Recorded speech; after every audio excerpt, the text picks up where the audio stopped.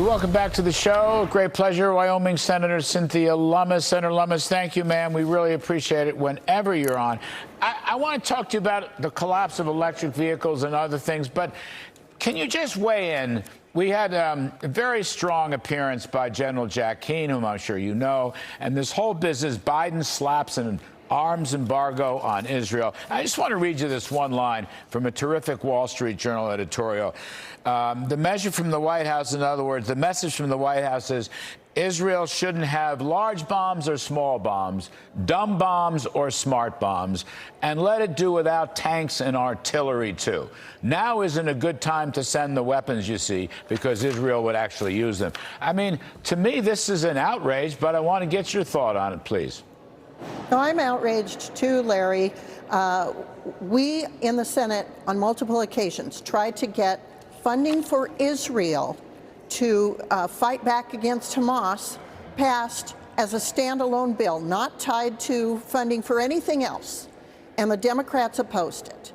Then it finally passes attached to Ukraine funding, and now the Biden administration is giving with one hand and taking away with the other.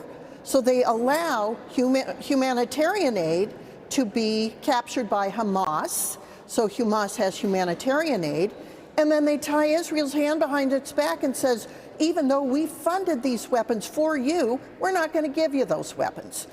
This is a presidency that is so failed on so many levels, and our international foreign policy is so disjointed, so embarrassing, that I'm counting the days for the opportunity to vote someone new in for president. Is there any movement among your colleagues on the GOP side, or perhaps joined by Democrats, to do something about this outrage?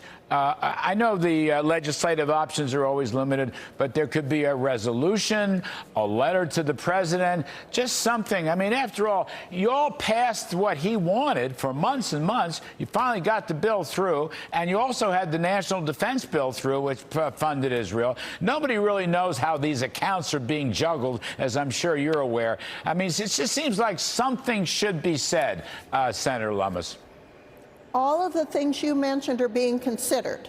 Letters to the president, resolutions, people who are strongly in favor of helping Israel's coalition government, by the way.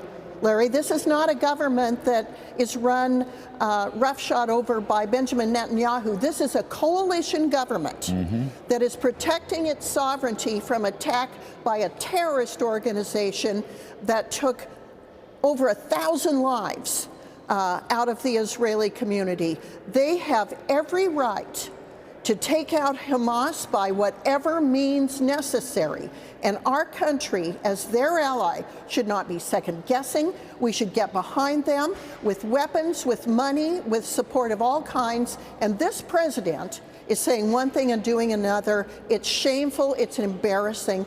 And the GOP and Democrats in Congress who support Israel need to be loud and clear with President Biden that he's out of bounds doing what he's doing. He's out of bounds. Our president is out of bounds. Yes, ma'am. Yes, ma'am. Thank you for that. Just quickly, electric vehicles, so unpopular. EV, I mean, the only money Biden wants to spend, he wants to spend $1.5 trillion. The manufacturer Lucid is losing a fortune. Rivian losing a fortune. Lucid stock is down 95%. Rivian stock is down 92%. Nobody wants these turkeys. Even Tesla laying off 10% of its global workforce. And yet the Bidens keep jamming this down our throats and spending a bloody fortune. Give you the last word, Senator, on EVs, pardon the phrase. Yeah, they all of the manufacturers want to move to these hybrid vehicles and get away from electric vehicles only. They don't work in the snow. They don't work in the cold. They don't work at elevation. They don't work where you can't get them charged, which is most of the middle of the country. So the Biden administration, once again, is telling the American people what to do and not listening to the consumer. It's ridiculous. Yeah, sorry, I'm up against a hard break, but you're right. Thank you, Senator Lummis. We always appreciate when you're coming on. Folks, I'll be right back.